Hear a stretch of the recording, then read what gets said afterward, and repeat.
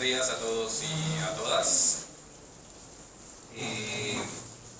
Para mí, pues, les agradezco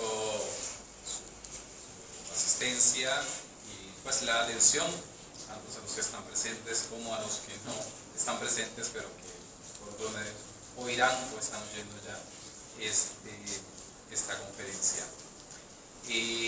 Como siempre digo, delante de ustedes está simplemente un estudiante enclenque aprendiendo, y acá pues simplemente voy mostrando lo poquito que voy aprendiendo paso a paso y cómo lo voy digiriendo en el proceso.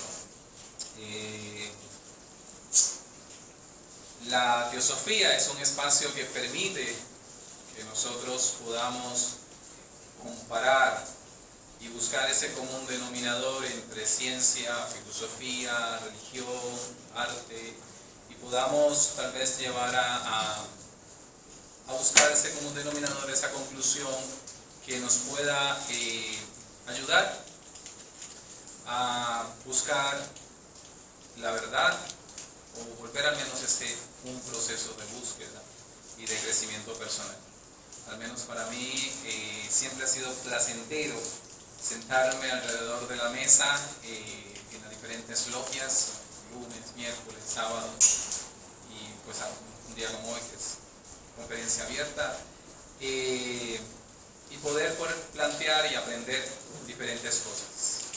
Para el día de hoy les tengo una comparación que hace un par de años cualquiera diría que yo estaría desquiciado en tratar de hacer este tipo de comparaciones. Paralelismo entre dos mundos, dos perspectivas, dos enfoques totalmente diferentes. Yo no soy de las personas partidarias de que las personas tengan que conocerse para llegar a la misma conclusión. Si nos levantamos en la mañana, ya sea en Japón, Rusia o Puerto Rico, y vemos por dónde sale el sol, pues llegaremos a una conclusión de que el mínimo deduciremos que es el este, o se acerca al este. Entonces, no tiene que ser dos personas que se conocen para llegar a una conclusión. Lo curioso es que cuando se llega a una misma conclusión, a pesar de diferentes perspectivas, enfoques, parámetros, pues entonces nosotros podemos pues, pensar más en ese aspecto, ¿no? que nos lleva. Dos autores, dos personas, una viva, la otra ya no está con nosotros, pero dos personas reconocidas en sus ambientes, en sus espacios, que han llegado y han establecido sus conclusiones. Obviamente, si hablamos de Tenzin, pues es ya del Tíbet, del budismo tibetano, y para muchos de ustedes y muchos que vienen a grupos como la Sociedad Teosófica, se va a hacer fácil pues sacar las conclusiones, ¿no? Porque hay unas semejanzas, mucho de la terminología que se utiliza en teosofía para definir cosas son tomadas de este ambiente. Pero el otro tal vez se nos vuelva para muchos más desconocido, exceptuando pues, que somos de literatura, pues hemos tocado un poco, o nos gusta leer por placer, pues es uno de nuestros escritores latinoamericanos más reconocidos, que es Jorge Luis Borges. Dentro de los literatos hay dos vertientes, o lo amas o lo odias, no hay como término medio con Borges. Para muchos es muy abstracto, para otros es curioso, es clasificado en algunos libros como pre-boom. El boom latinoamericano es este movimiento que va a llevar nuestras letras a nivel mundial, pero él va a ser de esos primeros que van a establecer el arte por el arte mismo, o sea, era escribir no por que había que dar un mensaje o una enseñanza, escribir por placer, como el pintor hace su cuadro para transmitir algo, pues escribían para transmitir algo. Como un escritor argentino que visitó Puerto Rico varias veces, la última vez en Puerto Rico, en la Universidad de Puerto Rico fue en 1981, casi creo que un año, 2 años antes de su muerte, va a tener ciertas conclusiones esotéricas. Pues hay algo en los escritores latinoamericanos que tiene que ver con el budismo, y este no se queda atrás. Borges tenía, y voy a decir tenía un gusto porque no tengo como las pruebas de decir él era, no puedo ser categórico, pero sí tenía un gusto por la cábala. Y en sus libros, en sus cuentos, él va a ser cuentista, ensayista y poeta, pero en sus cuentos él va a jugar mucho usando técnicas de la cábala. No soy cabalista, entiendo bien poco de la cábala, entiendo cómo va, pero no puedo profundizar tanto como a veces profundiza el mismo Borges. Entonces lo hace no cuestionarse en qué grupo estuvo, qué grupo no estuvo. Claro, Borges de unos años en Argentina, donde ciertos estudios y ciertos grupos no era tan abierto ni tan accesible como hoy día nosotros estamos aquí sentados o a través de la red estamos, podemos compartir, ¿no? Él no tenía esa accesibilidad. Pero ya entonces vamos viendo que él sí tenía un trasfondo esotérico, en el hecho de que él tenía un conocimiento acerca de la cábala, ¿no? Y entonces vamos ya entendiendo de que esos cuentos, que son arte por el arte misma, tienen un leve mensaje. Hay algo más ahí que nos va a hacer cuestionarnos. La conclusión que yo llegué en el paralelismo, que va a ser la última, que estas dos personas son paralelamente, ¿en dónde está el paralelismo entre estas dos vertientes? Pues es algo que ya yo había llegado con Borges.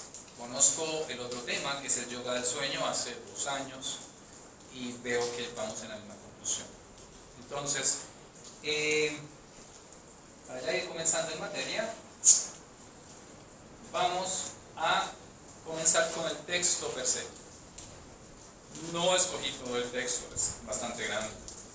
Tengo 5 párrafos, 5 párrafitos, que voy a comentar, y en esos 5 párrafitos podemos tal vez tener una pequeña matiz acerca de qué pasa en el cuento y de qué va el cuento. Aquí voy a necesitar ayuda de alguna persona que me ayude a leer ese primer párrafito.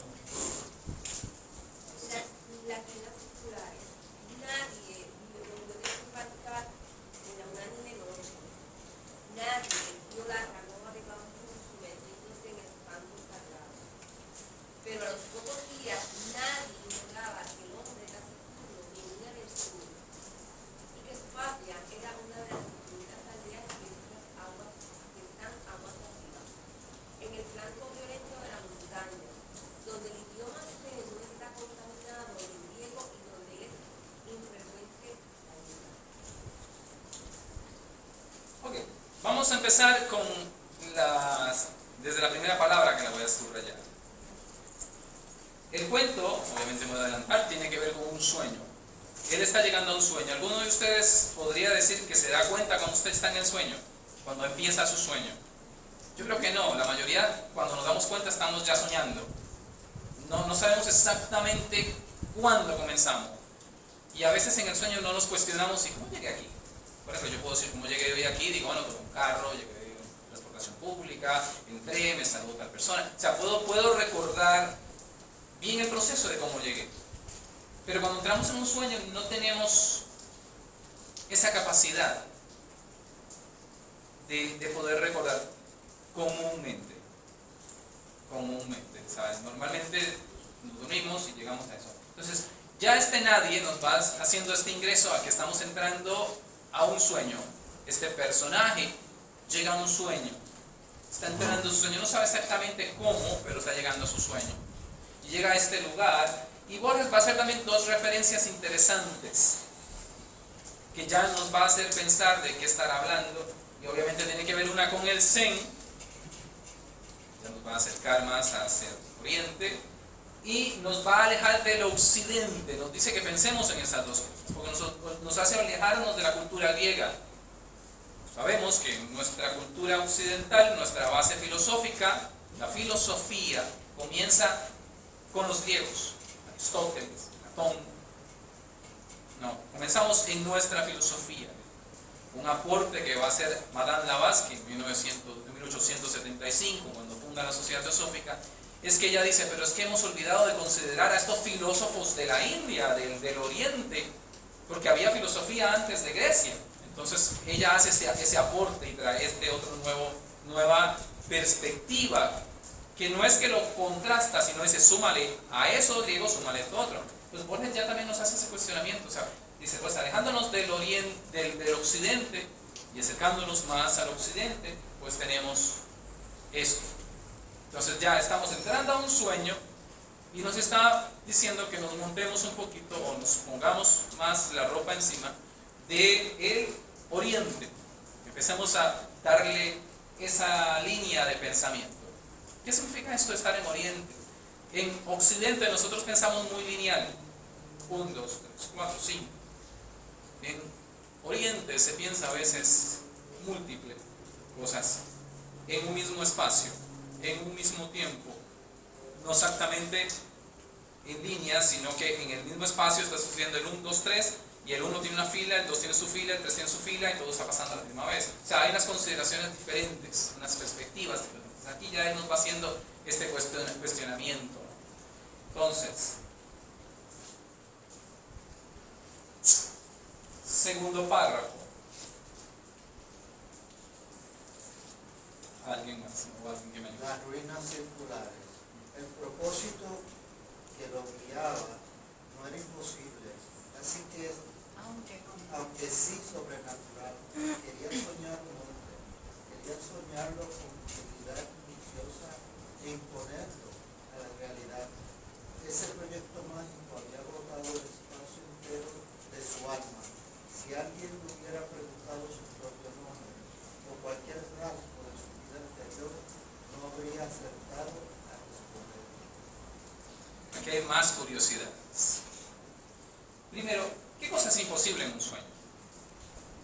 Técnicamente no, casi nada es imposible en un sueño. Hemos soñado tal vez cuando niños que volábamos. Podemos soñar que tenemos el último carro del año, deportivo, si fuese el caso, o que vivimos en la mansión de no sé qué, de la última película que vimos. ¿Sabe? Hay una amplitud en el sueño, de posibilidades. Ya Él nos hace conscientes de estas posibilidades. Y nos dice que el personaje tiene un propósito. Ese propósito es crear a un hombre. Dentro de nuestras culturas, ¿quién es el que crea a un hombre? Pues sería un Dios. Pues este hombre lleva en su sueño la posibilidad o la intención de convertirse en un Dios. Pero también nos va trayendo otras cosas. Cuando habla de sí mismo, dice que no puede acordarse de sus vidas anteriores, de su proceso anterior, de dónde viene, qué pasó. Sabe lo que tiene ahora. Está claro en lo de ahora, pero no está claro de dónde viene. Pero sí sabe cuál es su propósito. Entonces, ya aquí comienza a ser más curioso, más complejo el cuento. Estoy seleccionando párrafos. Si lo fuéramos haciendo párrafo por párrafo, hay muchísimos más elementos que trato de traer a colación conforme voy aquí pues, exponiéndoles a ustedes el trabajo de Borges. Tercer párrafo.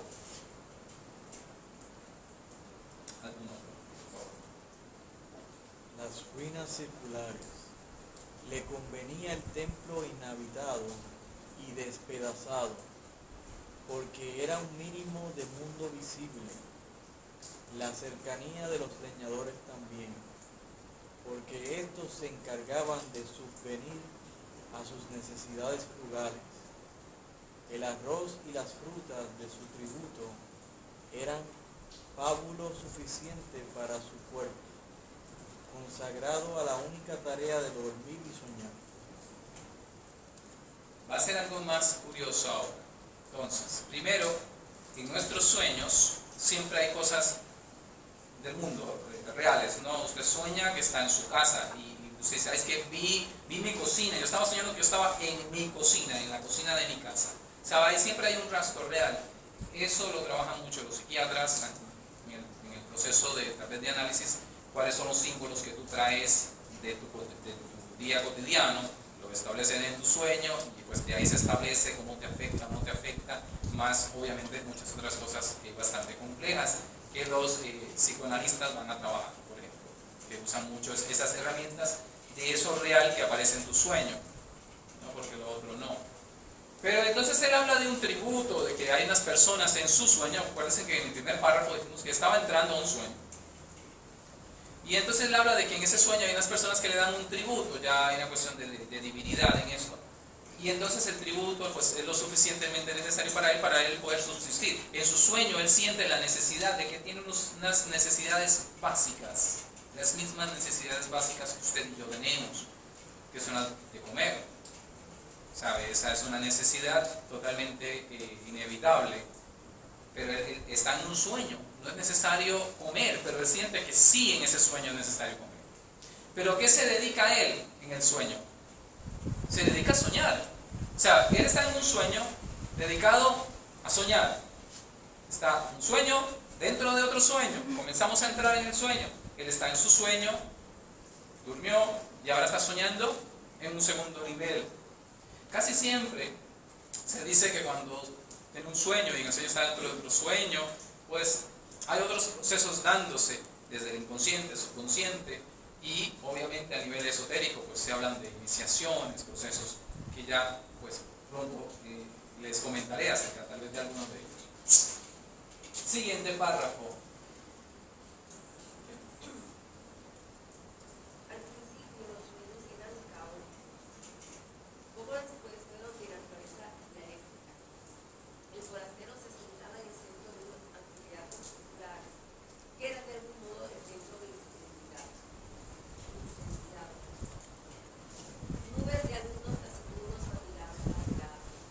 Las caras de los últimos vendían a muchos cientos de distancia y a una altura estelar, pero eran del todo precisas.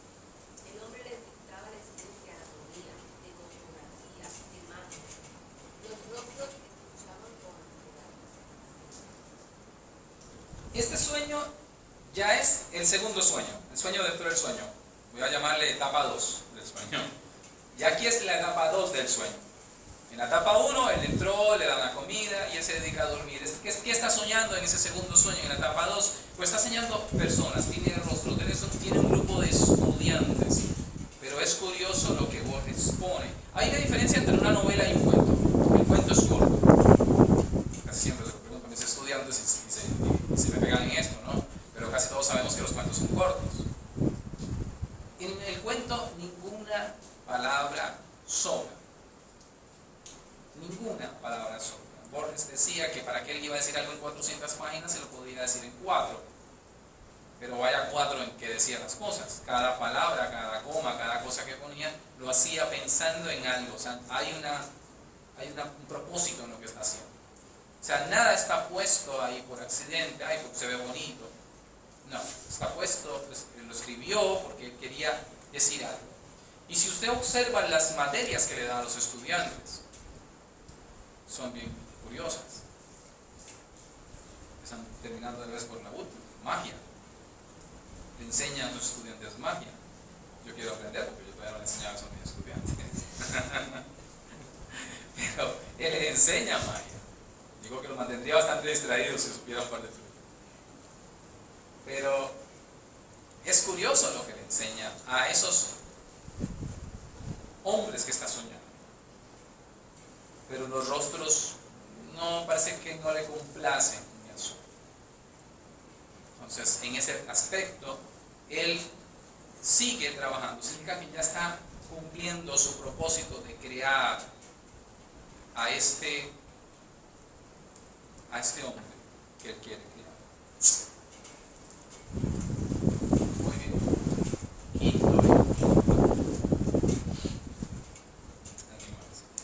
El mago ejecutó esas órdenes, consagró un plazo descubrible, los arcanos del universo y del culto del fuego. Íntimamente le dolía apartarse de él, con el pretexto de la necesidad pedagógica, dilataba cada día las horas dedicadas al sueño. También rehizo el hombro derecho, acaso deficiente. A veces lo inquietaba una impresión de que ya todo eso había acontecido. En general, sus días eran felices. Al cerrar los ojos pensaba, ahora estaré con mi hijo. En el sueño 1, él llega al templo. En la fase 2, él tiene el propósito de criar. Y aquí va a salir una fase 3 del sueño. Él empieza a criar el hijo. Yo voy a resumir ya. Empieza a crear al hijo. Empieza a dar las características. Tanto así que él va a ser un hombre acá. Ya se va a llamar el mago. Él va a ser el mago, el que va a crear esto. Magia tiene que ver con magnetismo, con atraer. Hemos visto un juego de imán, según cómo coloques el imán, o lo empujas o lo jalas. Entonces magia va en esa línea. Entonces, para que perdamos un poquito esta idea de que magia tiene que ver con algo muy oculto, a veces manejamos muchas esas ideas, pero magia tiene una lógica a nivel de física, y a nivel de química tiene su lógica. Y obviamente la cuestión magnética, que sabemos hoy en día que nos influye mucho, pues es parte de lo que se usa. Él va a saber acerca de esto y empieza a crear y a estar, pero no quiere salir del sueño. ¿Pero de cuál sueño no quiere salir? Y es del nivel 3. Porque él comienza a criar, él hace el muñeco de su hijo, ya lo tiene hecho, está totalmente creado. Pero para él interactuar con su hijo, él lo que lo hace es que lo crea durmiendo, lo crea acostado, dormido.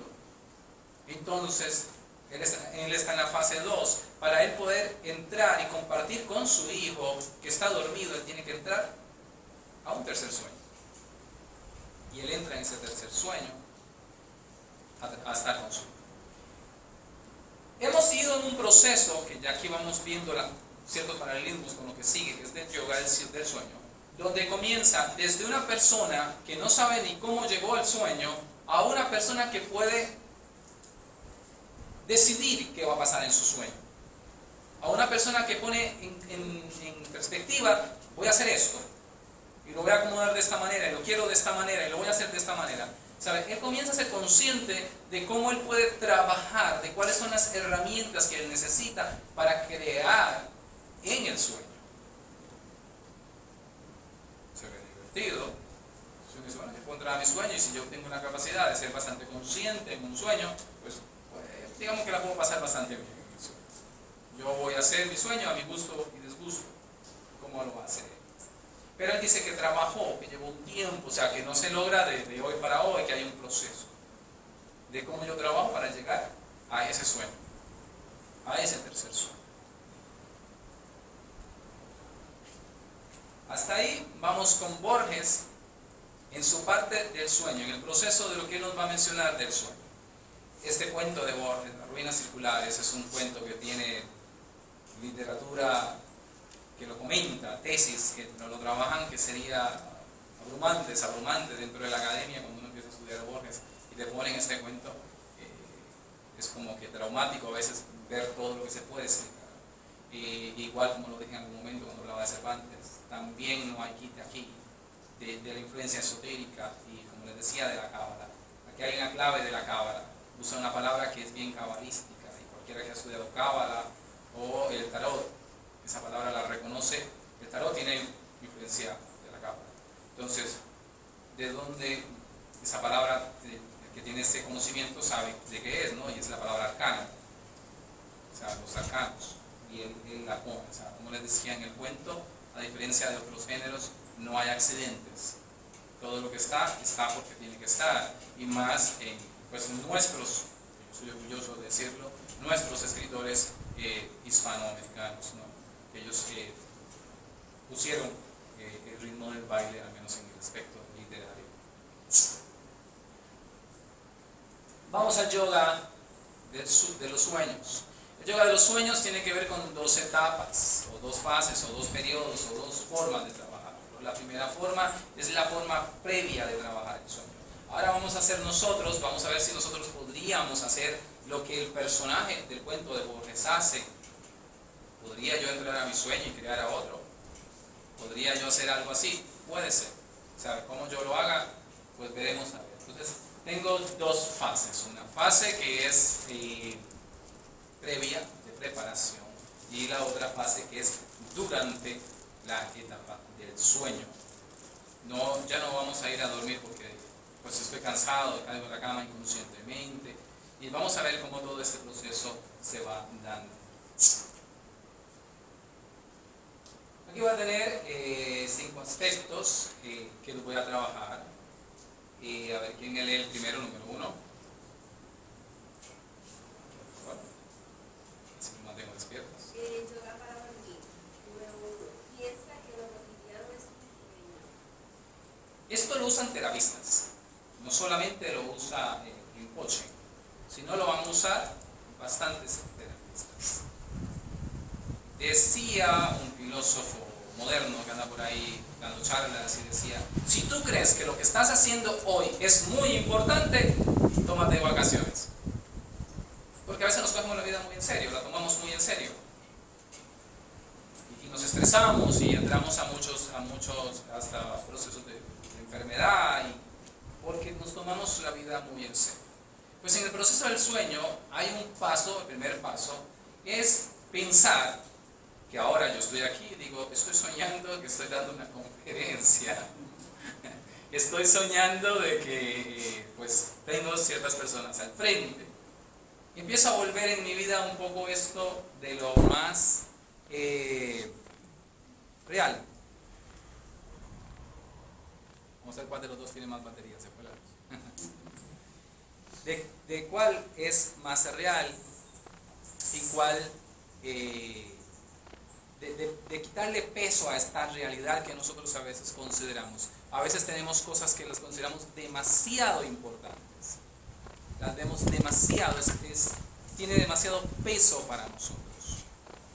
Así que en ese caso, pues el primer consejo que nos va a dar el Rinpoche es, pues no la tomes tan en serio, y empieza a practicar diariamente. Eso es un sueño.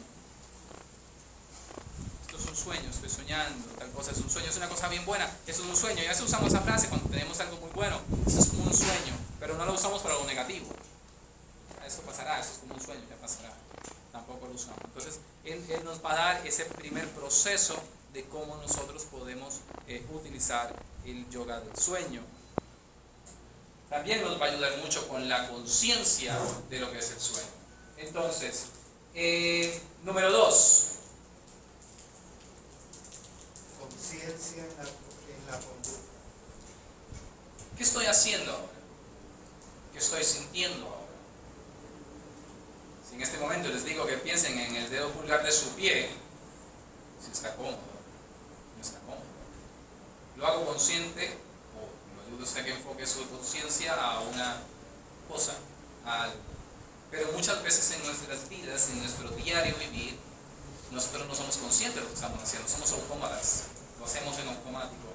Y si no somos conscientes en el día a día, en lo que llamamos despertar, ¿no? En nuestra conciencia diurna, mucho menos vamos a ser conscientes en nuestro sueño. Entonces, lo obvio es que aprendamos o empezamos a practicar, ser conscientes. Rinpoche nos va a llevar ahí, a que seamos conscientes de nuestro día a día.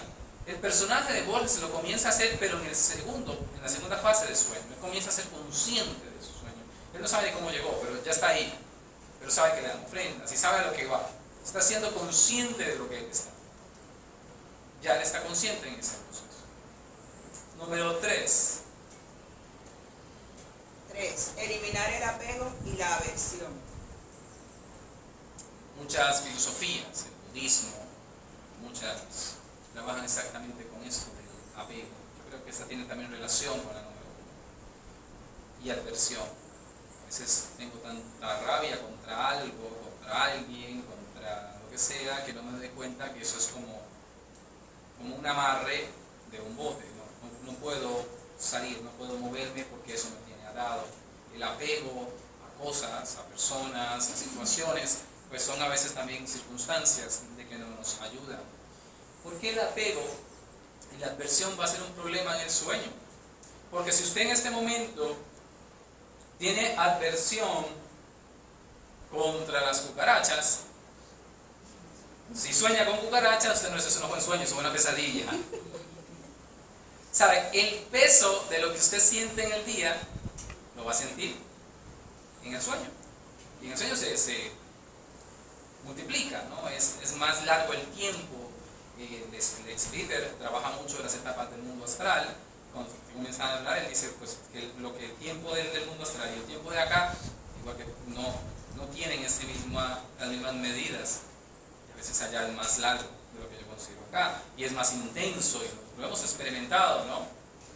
Usted experimenta que se está quemando en un sueño y es una quemadura grave, y apenas era una velita o un fósforo o lo que sea, y cuando es en la vida real pues no es tanto. Entonces, esta parte es bastante importante considerarla, de ser consciente en mi diario, para que sea consciente y poder ser consciente de a qué estoy apegado y quitando esos apegos, igualmente que las adversiones. Esto de las adversiones y los apegos, obviamente también es muy utilizado por los psicoanalistas. ¿Sabe? A partir de aquí es que el psicoanalista sabe cuál es tu problema, ¿no? Tú dices el sueño y él comienza a ver cuáles son tus adversiones. ¿Por qué? Porque si tú en el día le tienes miedo a la cucaracha, en el sueño le tienes horror. Entonces ya él puede sacar o puede ir deduciendo a partir de muchos instrumentos cómo, de dónde está y cómo no está. 4. Tener una intención. Esto es importante, yo creo que para toda la vida. ¿Por qué estoy aquí? ¿Para qué estoy aquí? ¿Para comer, dormir y pasarla bien? ¿O para qué, no? ¿Sabe? Eso se vuelve un proceso importante. Enfocar para qué. Voy a ir a dormir, que es lo que nos lleva. Nuestro personaje ya estaba claro a lo que iba. Él no tenía pintas medias, él iba claro. Él iba a crear un hombre. Y luego se volvió casi su hijo. Se volvió a su hijo. Tener una intención se vuelve importante en la vida. Pero en el sueño, cuando yo me acuesto, cuando nos acostamos pensando en una intención. Voy a dormir para descansar. Voy a soñar con que estoy en una playa, allá en cierto lugar, relajándome, así yo sueño, amanezco más descansado. O sea, poner una intención de que está haciendo. Rinpoche lo va a trabajar mucho y te va a decir literalmente eso. Tú puedes soñar, tú puedes empezar a planificar desde la mañana en qué quieres soñar. Tienes una agenda saturada, no tienes espacio de nada, me gustaría irme de vacaciones. Pues esta noche, voy a dedicarme toda esta noche a soñar que estoy ¿de qué? De vacaciones. ¿Sabe? Él empieza a decir, tú puedes volverlo un propósito. No hay, Rinpoche comienza a llevarnos a que no hay una separación de conciencia entre el mundo del sueño y mi mundo cotidiano. Y lo vemos, ¿no? Como lo decíamos con las adversiones. Lo que me influye en el mundo natural, en el mundo cotidiano o material, me va a influir en el mundo del sueño. Entonces tengo que saberlo como lo trabajo. 5.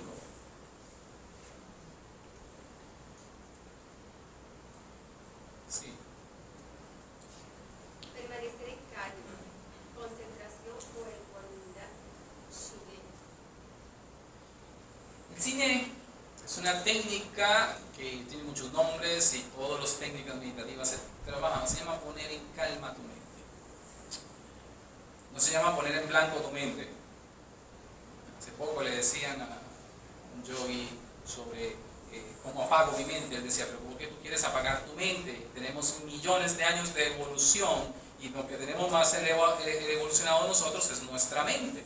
¿Para qué la quieres apagar? Lo que pasa con nuestra mente es que usted no anda, y yo tampoco, por la calle caminando usando las manos así. Imagínese todo el día así, moviendo sus manos. Usted es consciente, no las estoy usando, las tengo abajo. Soy consciente. Cuando las necesito, las uso. Cuando no las necesito, no las uso. Con las manos lo tenemos claro. A veces con la boca no, pero lo metemos en la pata cuando hacemos cosas. Pero también lo tenemos más claro, ¿no? Cuando digo algo, cuando no lo digo. ¿Sabe? Con otras cosas sí, pero con nuestra mente normalmente no la tenemos en calma. Y hay un momento que es para pensar, hay un momento que es para analizar, hay otros momentos que simplemente es para disfrutar, para vivirlo, para sentirlo. Nuestro personaje sabe cuándo tiene que usar su mente y es en el momento que tiene que construir los detalles del hijo que está construyendo. Cine es una forma de práctica, como yo concentro, calmo esa mente. Hay una que es con objeto y otra sin objeto. De una se lleva a la otra. La primera es buscar algo que te ayude a enfocar tu mente. No es porque yo sea de literatura, pero obviamente el ejemplo que di es leer. No, porque leer, cuando se está leyendo, por eso tiene mucha importancia a nivel ya hoy en día de salud mental. Usted tiene que concentrarse en lo que está leyendo y tiene que sustraer eso que está leyendo. Si usted se pone a leer un párrafo y está pensando en otra cosa, y a mí me ha pasado, termino el párrafo y digo, no entendí lo que leí. Porque estoy pensando en otra cosa, necesito que mi mente se pare, se concentre, se enfoque en eso que estoy leyendo para poderlo entender. Hay gente que me dice, es que yo no puedo meditar. Sí, pero dura media hora leyendo. Sí, pues si puedes meditar, sí. Porque estás enfocando tu mente en una cosa. La estás... que en el momento... sí, pero empezaste un momento y volviste a la lectura. A ver, no se logra... El personaje no lo logró en un solo tirón. Dice que se llevó un proceso de tiempo poder crear a su hijo. Entonces, yo también tengo que entender eso, de que tengo un proceso y ver cómo lo hago, cómo lo creo.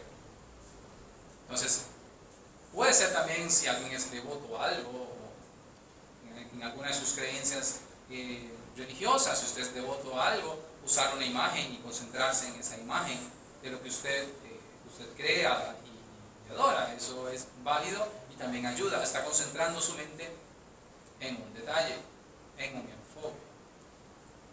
Está poniendo su mente en un punto.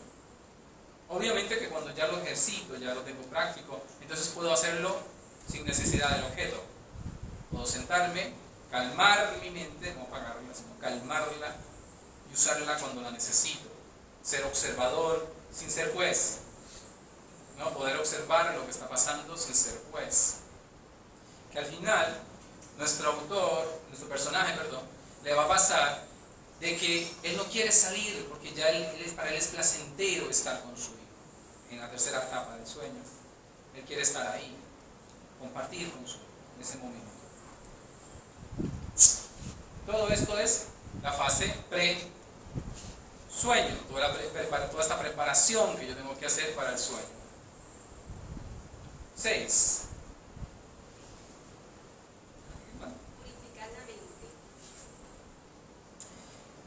Purificar la mente. Si usted se acuesta viendo las noticias, no va a dormir bien. Si usted se acuesta viendo la película de acción, no va a descansar bien. A veces yo tengo estudiantes que están un poco agitados y violentos y cuando veo lo que estaban viendo el día anterior lo entiendo. ¿Sabe? Lo trae en su disco, ¿no? Y eso es cualquier persona, ¿sabe? Nosotros también tenemos que sacar nuestro espacio antes de dormir. Un espacio de prepararlo. El personaje llegó a un espacio. Él dijo, las ruinas estaban destruidas, pero eran útiles para él. Nadie iba a estar yendo a las ruinas destruidas. Iban 2 o 3 leñadores que andaban por ahí, pero no lo estaban molestando. Él tenía un espacio adecuado para eso. Y entonces él se dedicó a calmar su mente, a calmarse. Y eso a veces no lo consideramos en el proceso. 7. Ejercicios de respiración consciente. Cuando ya yo tengo un espacio donde yo puedo descansar, y a veces uno se acuesta y dice, es que no tengo tanto sueño, tengo que acostarme ya, pues uno puede practicar ciertos ejercicios de respiración. Rinpoche va a dar una serie de 9 ejercicios de respiración. Son sencillos. Todos los que hayan practicado algún día algún tipo de pranayama, que es como se llaman los ejercicios de respiración, pues tienen que ver Estos son para calmar la mente, para meterle freno a la mente. Ya tú estás en un espacio, sacaste la última media hora, te vas a acostar, te duchas, te sientas en tu cama, dices quiero descansar y ahora voy a apagar, voy a dejar todo lo que se quedó, ahora sí me voy a dedicar Él usa un estilo que tiene que ver con tapar una fosa nasal y respiro por la otra 5 respiraciones. Inhalo, exhalo 5 veces. Aclaro con esto la respiración. Estudié mindfulness hace varios años y eso se le da mucha importancia acerca de qué es respirar. A veces no somos conscientes si estoy respirando bien siquiera. Cuando yo tomo aire, mi estómago se infla. Es lógico. Está entrando aire. Tiene que inflarse. Hay gente que le pasa al revés. O sea, no están conscientes. Entonces respira, toma aire y como que lo que hace es que mete la panza. Entonces está haciendo un contrapeso. No está sacando el provecho completo de la respiración. Cuando usted respira, usted puede casi tomar en aire casi 3 litros de aire. Usamos medio litro normalmente. Pero si usáramos toda nuestra capacidad pulmonar, tenemos casi 3 litros. Imagínense si le hacemos contrapeso. Entonces cuando yo respiro, yo tomo aire y mi estómago se infla, boto el aire, mi estómago se desinfla. Esa sería la lógica. Casi todas las prácticas de yoga, meditación, artes marciales le van a dar una importancia excesiva a esta parte de la respiración, igual que en el ejercicio, ¿no? Porque si no oxigenas bien el músculo cuando estás haciendo algún tipo de ejercicio, pues puede ser después problemático. Pero Rinpoche nos trae a esto: sé consciente, vamos a una respiración consciente, y va a ser, obviamente, vamos a tapar la fosa nasal. Él hasta hace detalles que yo no voy a tocar porque también habría que estudiarlo más a profundidad, pero desde el Tíbet pues hay otras perspectivas, y él dice que los hombres sea primero la derecha y la mujer sea primero la izquierda, luego lo inviertas. Tomo 5 respiraciones por una fosa nasal, la boto, tomo 5 respiraciones por la otra fosa nasal, la boto. Tomo aire completo, lo boto, todo eso por la nariz. Y entonces después comienzo a intercambiar, tomo aire por la fosa izquierda, cambio, la boto por la derecha, tomo por la derecha, la boto por la izquierda. Y usted dice, ya se me hizo un revolú. Pues ese es el juego antes de dormir. Usted no va a saber ni cuándo, en qué fosa se quedó. Cuando usted se dé cuenta, se está durmiendo. ¿Pero por qué? Porque tiene una lógica también fisiológica. Cuando yo tomo aire por las 2 fosas, estoy tomando una cantidad de aire. Al tomarla por una sola, estoy tomando menos aire. Por lo tanto, estoy bajando el aire en mis células. Y cuando baja el aire, pasa lo mismo que pasa con el fuego. Se apaga. Entonces, tiene su lógica también fisiológica. Para no hablar así tanto de esoterismo, tiene una lógica muy en este proceso. O sea, que sí hay un proceso en que yo me puedo ayudar para la hora de dormir. Pero tengo que hacer todo esto, que ya son 10 pasos, y que yo tengo que hacer 10 pasos. Sí, pero es para qué tengo que hacer 10 pasos, para yo ser consciente de mi sueño. 7, creo. 8. Pensar en el maestro, un modelo arquetipo. Muchas veces esto va a ayudar a algunas personas. Algunas personas es bueno que tienen un maestro, ¿no? Los que son cristianos pues tienen a Jesucristo, tienen ese modelo de Jesucristo. Pensar en ese modelaje y en ese arquetipo pues te ayuda también a concentrar. Viene a ser el mismo proceso de la lectura, ¿no? Es centrar tu mente en algo. Yo quiero llegar a ser como cuando sea grande.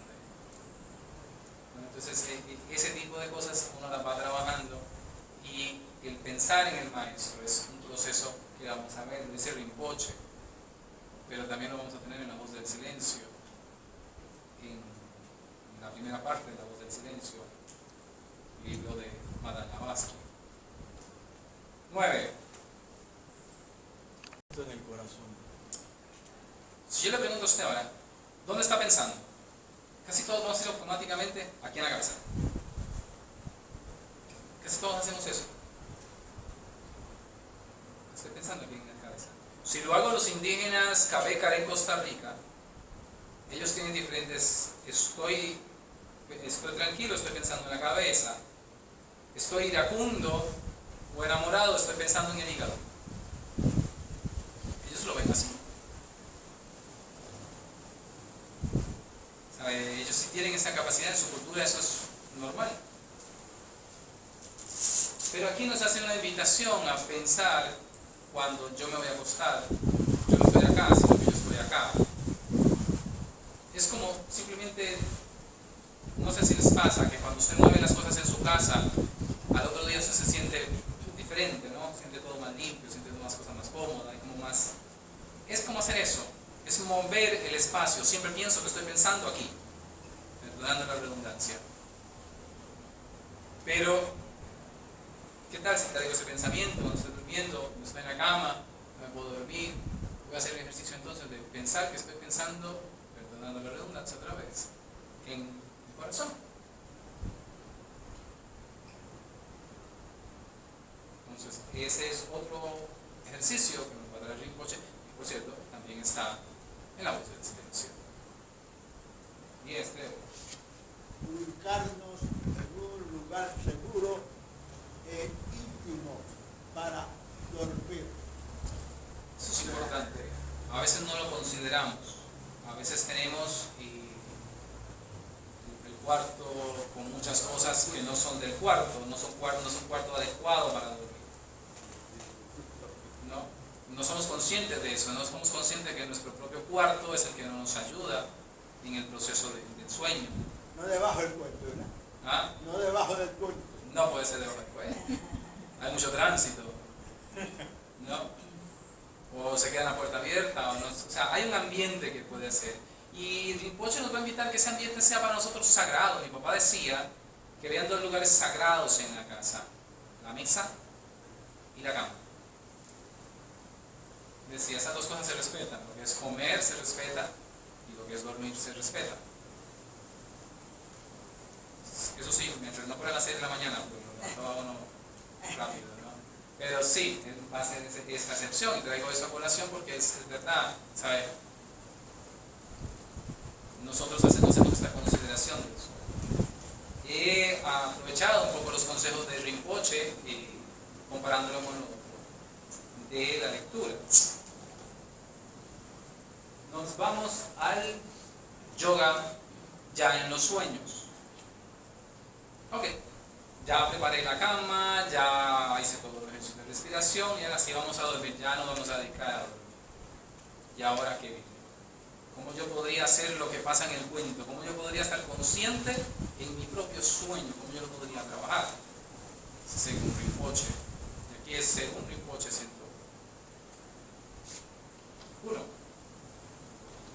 Buscar la lucidez en los 3 años de sueño que tenemos en 10 años de la vida. Le decía ahorita, tengo que ser lúcido en lo cotidiano. Si en 10 años de vida, cuando en 10 años de vida él hace esa matemática, usted pasa durmiendo 3.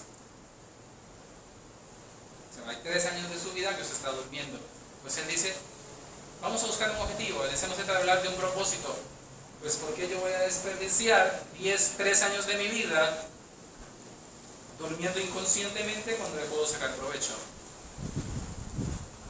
Cuando puedo en ese espacio digerir, procesar, manejar conscientemente el proceso de vida.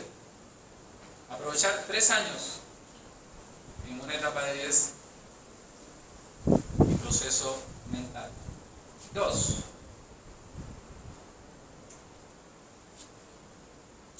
Dormir en pose de bebé por 2 horas. Primer periodo. Muy bien, él va a dividir esto en 3 periodos. Primer periodo, él te dice que te acuestes en posición de bebé. Dice 2 horas, puede ser hasta poco más. Porque estas 2 horas normalmente, si su día es agitado, usted va a caer en la cama como un tronco. O sea, no hay mucha respiración, hace 2 pranayamas y se fue. Y le dice que en posición de bebé, todo el mundo sabe cuál es la postura, ¿no? Es la más típica, la que todo el mundo se acuesta de lado, recoge los pies. Él va a hacer también la postura, la va a adecuar, igual, vuelve, hombres lado derecho, mujeres lado izquierdo. También vuelve otra vez, tiene lógica fisiológica. A la hora que usted se acuesta de lado, uno de sus pulmones no está trabajando al 100% porque está aplastado por su peso. No aplastado, ya me entienden. Entonces vuelve otra vez, hay un poco oxígeno, al haber poco oxígeno, me voy a dormir. Entonces en ese proceso, tengo este primer proceso de sueño, esta primera etapa. Me voy a dormir, voy a ser consciente de que voy a dormir por 2 horas o 3 horas. No sé cómo está tu periodo. Su periodo está hecho ahí para 6 horas, que es lo normal que se duerme en el Tíbet. Aquí lo normal dice que es 8. Pues aquí podrían ser las primeras 4, porque es la que estamos más cansados. Estoy ahí, voy a dormir por esas 2 horas.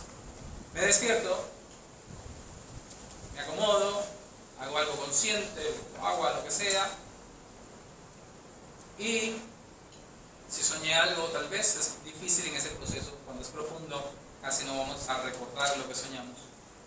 Así que en esta primera fase no va a haber un sueño nada claro. Tal vez diga, pensé en algo, pero no sé qué fue. ¿No? Así que, pero si nos acordáramos de algo, de un pequeño, podría escribirlo. 3, creo que es.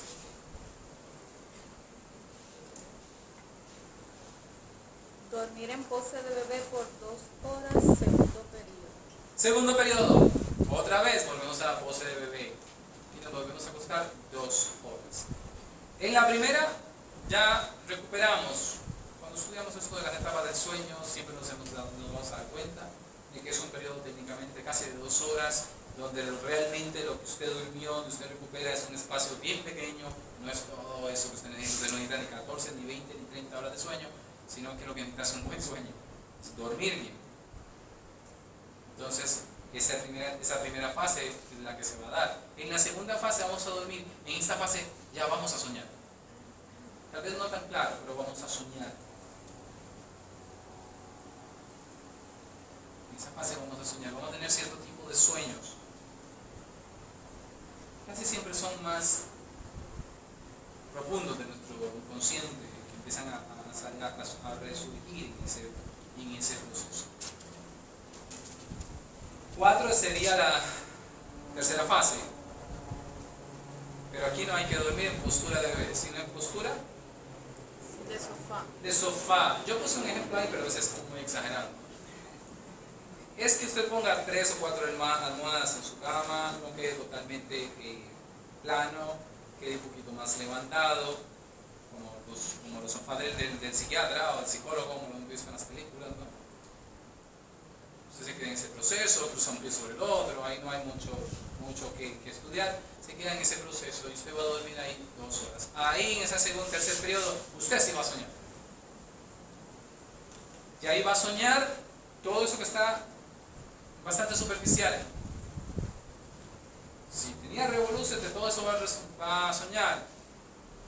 Yo he soñado volviendo a dar la clase que di el día anterior, ¿no? Y entonces así, pero hasta dónde yo puedo soñar la clase que di el día anterior, pero ¿qué tal si yo sé que es un sueño?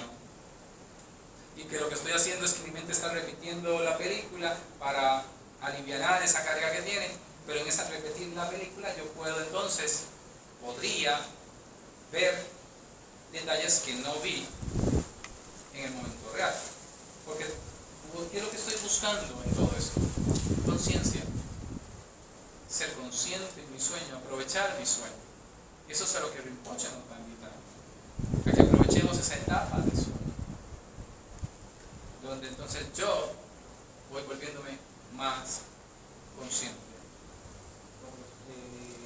Se me queda la que sigue. La tercera fase. Al levantarse y describir los sueños, primero, analizar si estaba consciente en el sueño. Segundo, analizar cuáles emociones estaban en el sueño. Tercero, analizar elementos del sueño. Esa es una etapa bien interesante del sueño. Nuestro personaje comenzó a disfrutar a su hijo. Sabía cómo él lo había creado, pero su hijo empezó a tomar vida propia y él se estaba disfrutando de ese proceso en su tercera etapa del sueño. Ya era consciente del sueño.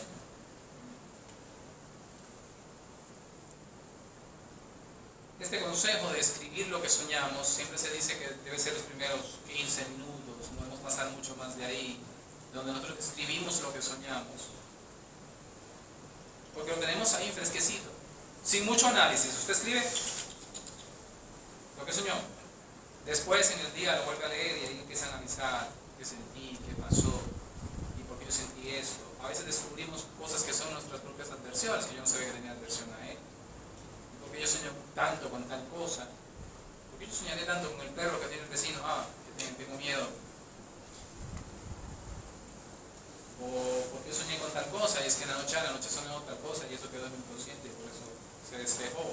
Entonces yo hago todo este análisis de lo que estoy soñando, de lo que quiero soñar en ese proceso. Este consejo lo va a dar Rinpoche, pero también lo vamos a ver en varios libros de uno de nuestros miembros reconocidos, que es Hawley. Zach Hawley también lo va a recomendar mucho, esto de escribir nuestros sueños al otro día. Y él da otras recetas más. ¿Cuál es el paralelismo de todo esto? Conciencia. ¿Qué Borges estaba resaltando en su texto cuando hablaba del sueño? El texto de Borges nos lleva a un debate filosófico que ha habido en la literatura desde el siglo XV, XVI, XVII y va tomando fuerza posteriormente. Y lo vamos a oír como en palabras de Calderón de la Barca, por ejemplo, que la vida es sueño y los sueños, sueños son, decía Calderón de la Barca. O sea que este planteamiento de qué es sueño y de qué no es sueño, de que realmente ahora estamos soñando y que cuando soñamos realmente estamos despiertos, es un planteamiento bastante antiguo a nivel de filosofía. Nuestros autores latinoamericanos lo van a explorar con gusto. Pero ¿qué es el sueño? La etapa del sueño no solamente es cuando dormimos, es cuando entramos a ese espacio astral, es también cuando morimos. Entramos a ese espacio del bardo. Rinpoche nos dice, el hecho de que tú practiques poco a poco, ser consciente en tu sueño, te va a ayudar poco a poco a que cuando llegues al momento del bardo, también seas consciente. O sea, al menos en el yoga de los sueños se trabaja mucho con esa idea de que seas consciente. Pero la idea es que seas consciente en todo, en el día a día, en el momento a momento, aquí y ahora, y también que digas aquí y ahora cuando estás soñando. ¿Sabe? Él va tratando de que ese proceso se dé procesalmente, pero que lo trabajemos día a día y noche a noche. Entonces, ¿cuál es el paralelismo entre ambos? Es eso, conciencia, que sería la parte. Cuando hablamos de paralelismo son dos líneas que van una al lado de la otra y no se unen, como decía al principio. No necesariamente estas personas tuvieron que conocerse, pero llegan a la misma conclusiones desde sus diferentes perspectivas. Estando aquí, quedo aquí. ¿Alguna duda, pregunta, cuestionamiento, inquietud? Estoy todo oídos para ustedes. Buen día. Buen día. Yo pensé cuando, o sea, que no capté bien lo que tú dijiste de cuando uno piensa algo así con el corazón y con el hígado, a veces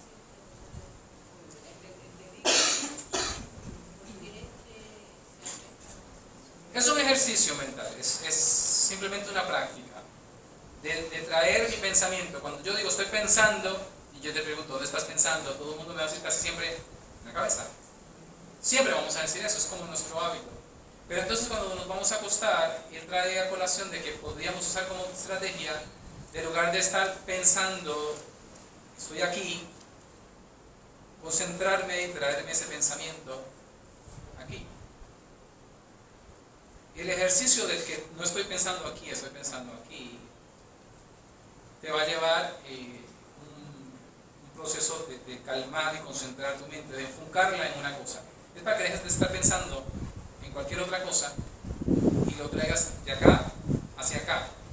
En nuestra cultura occidental tenemos la idea de corazón con amor y con muchos otros símbolos, ¿no? Que pues también tienen toda una historia de por qué se dice que ahí, se dice que allá. Usaba el ejemplo de los indígenas, que ellos en su cultura sí separan algunos sentimientos y los colocan en diferentes órganos. Por ejemplo, la ira y el amor ellos lo colocan en el hígado. O sea, ellos lo colocan, ellos ya lo tienen consciente. Sí, ellos lo colocan ahí. Ellos dicen que están enamorados y no dicen que aquí estoy enamorado, ¿no?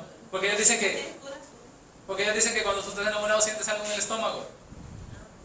Pues su lógica es esa, ¿no? Que su lógica dice que como ellos sienten en el estómago, pues entonces no es que lo sientes aquí, sino que lo sientes en el estómago.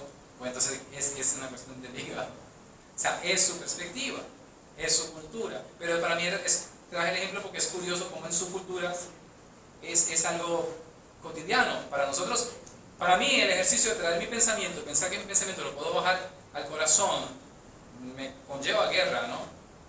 Porque mi mente hace, no, yo estoy aquí, yo no estoy aquí.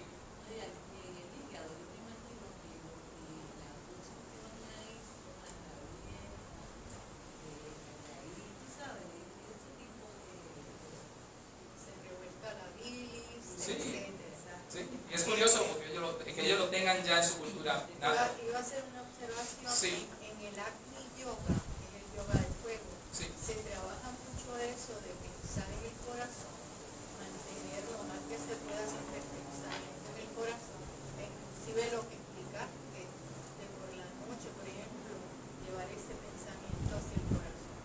Y otra observación es que las personas duermen con la laptop a veces hasta en la cama y el celular al lado, y eso es sumamente peligroso, entre otras cosas.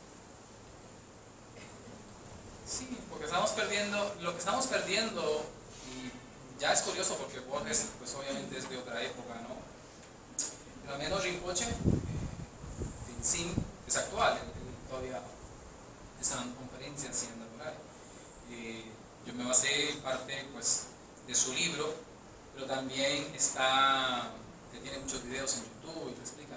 Pero sí, uno de nuestros problemas actuales es que tanta tecnología y tanta cosa nos vuelve inconscientes. Nos volvemos mecánicos, pero no somos conscientes. Y allí estamos perdiendo 3 años de nuestra vida. ¿Sabe? Y es verdad, entonces amaneces al otro día cansado, no duermes, no tienes el proceso. Y mucho menos poder llegar como el cuento de Borges, que a veces uno siempre se da cuenta. ¿No? Hasta dónde el cuento es cuento, porque dice, espérate, este cuento tiene algo raro, porque él te está diciendo algo que yo ahora, poniendo el paralelismo con Rinpoche, dice, pues es posible estar en tu sueño consciente. Entonces lo trae a colación, o al menos, ¿sabes? No es una verdad, pero nos hace sutilmente pensar. Sí. Es interesante. Y en la segunda etapa del cuento hay un punto bien interesante. Y él habla del mar. Ese mar que verdaderamente somos nosotros. Esa entrada a ese sueño lo veo desde mi punto de vista. Y encontrarte con tu hijo, en esa mente a la que tú tienes que prácticamente disciplinar para saber lo que la respuesta del sueño. Es bien interesante, no es que se tome como ni se lo cuente. La parte primera también es hundirte en ese espacio de la conciencia. Y definitivamente el trabajo del sueño es sumamente interesante porque es la respuesta de lo que hemos hecho hoy en día. Tienes que hundirte y encontrar respuesta en ese sueño. Y llegar como una conciencia plena al gran proceso, no tanto del sueño, sino más profundo, que sea una conciencia continua, es la aspiración de todo estudiante, tener esa conciencia continua y nítida y clara, es lo que llaman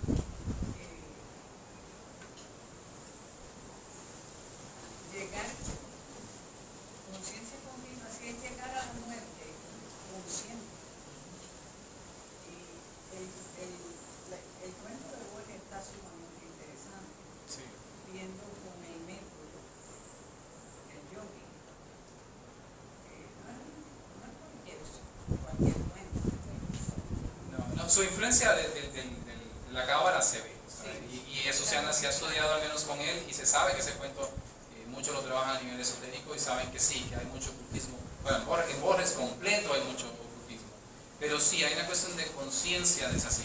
Aún los literatos cuando lo estudian, ¿en qué fase del sueño es que comen? Y es en el segundo sueño. Entonces, lo que Borges plantea es que nosotros estamos en un sueño. Y la pregunta que él va a dejar abierta dentro de la literatura es: ¿y quién nos está soñando a nosotros? Esa es la pregunta que él va a dejar abierta siempre en la literatura. Pero sí nos hace pensar y nos trae a la invitación de ser conscientes en nuestro sueño. ¿Qué se llama esto de ser consciente? Por ejemplo, usted está respirando, lo hace automático. Pero piense cuando toma aire, dice, ¡pim!, bota el aire. Ese momento del cambio, de que tomo aire, ¡pum!, boto el aire. Tomo aire, ¡pum! No somos a veces conscientes de esos detalles. Entonces, cuando empezamos a ser conscientes de detalles así, es a lo que nos invita, como exhalar e inhalar, ser conscientes en el mundo cotidiano, como en el mundo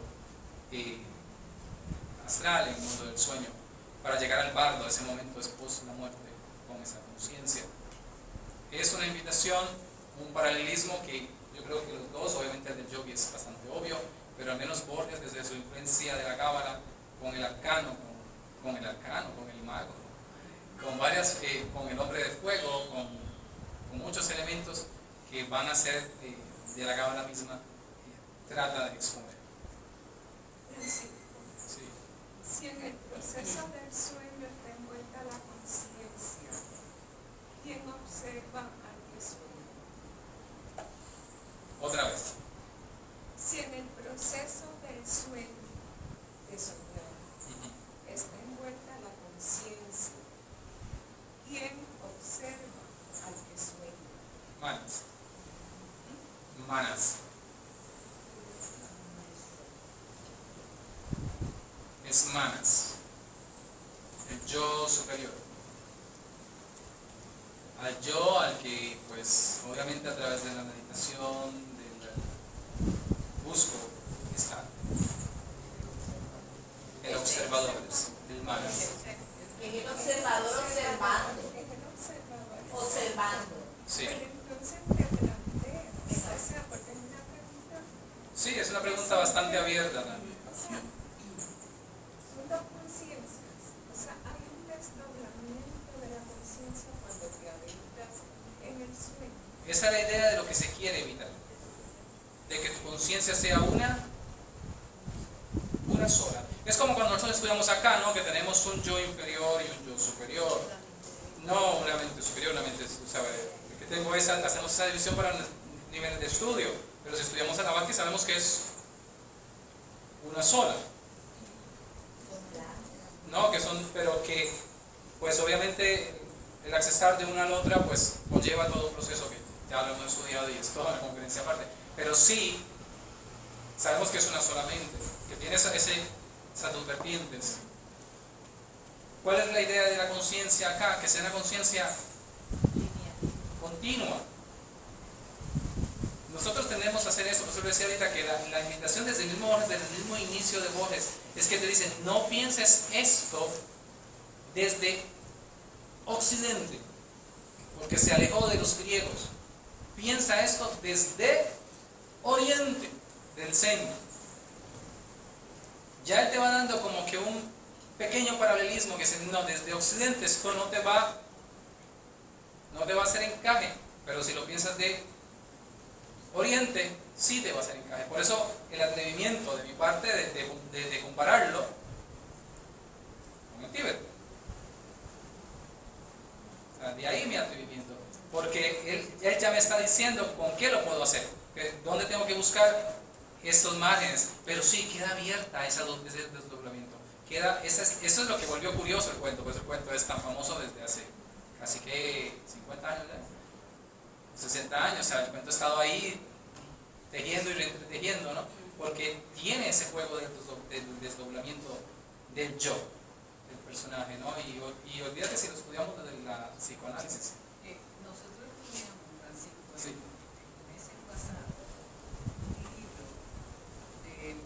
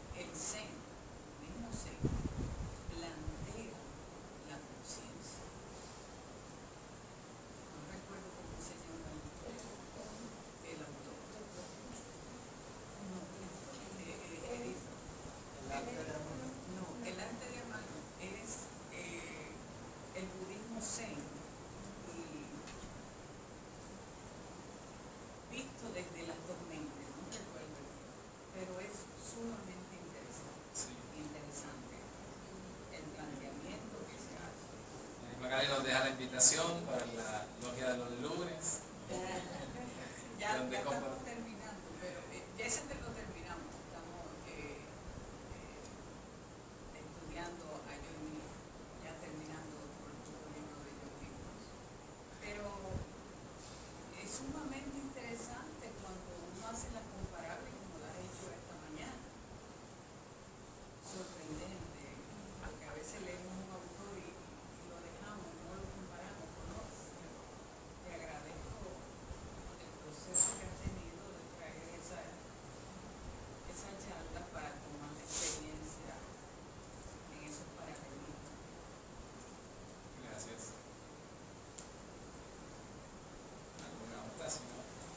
Si me permiten, Sí. ¿verdad? Comentario, buenos días, y ¿verdad? Lo hago, es la primera visita que hago aquí al grupo, así que para quien sea, pero es simplemente muchas ideas que vienen a uno a la mente y que años también que uno ha estado quizás escuchando muchas cosas de las que ustedes han ido mencionando, pero de momento, y está basado en algo, una experiencia que tuve y se relaciona con algo que comenta sobre que la meta es llegar a desarrollar la conciencia de cuando uno pasa pues, del mundo terrenal hacia ese otro plano. Y de momento pensé en un momento donde una persona me dice que me había, o sea, que tuvo la percepción de haberme conocido en otro plano. Si eso es que esa persona recuerda esa conciencia por haberla desarrollado y se acuerda de mí, pero yo no me puedo acordar de él, ¿verdad? Porque a lo mejor estamos en dos, por así ponerlo, dimensiones diferentes, ¿verdad? Algo así. Pero me estuvo ¿verdad? No sé por qué, lo relacioné con eso.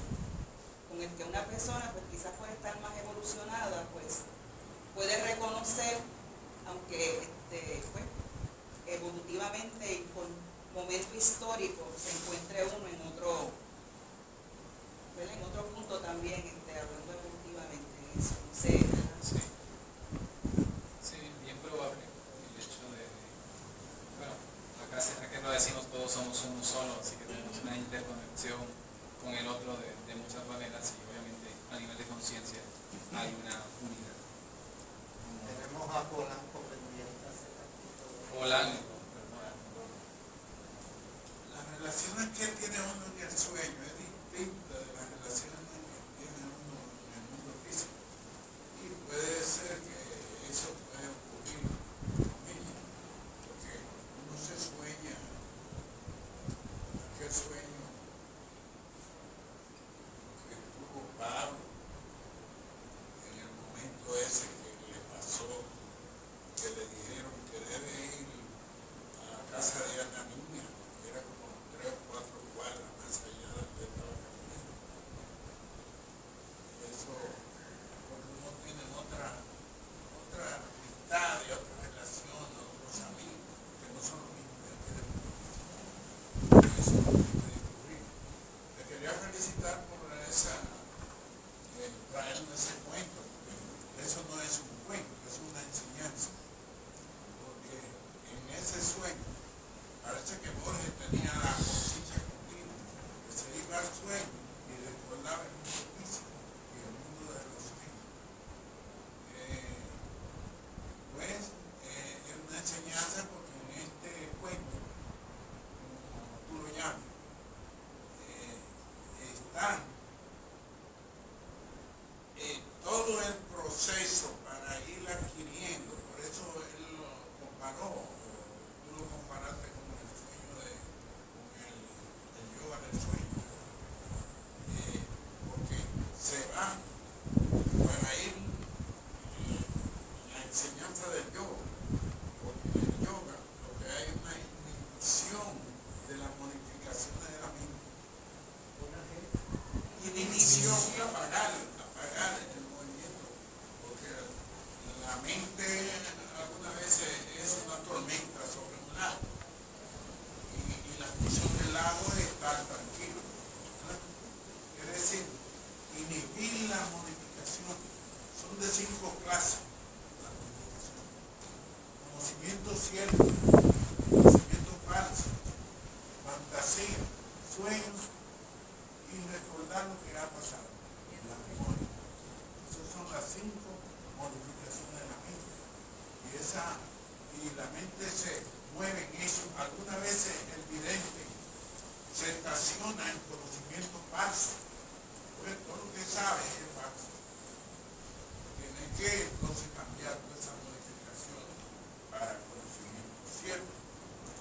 fantasía.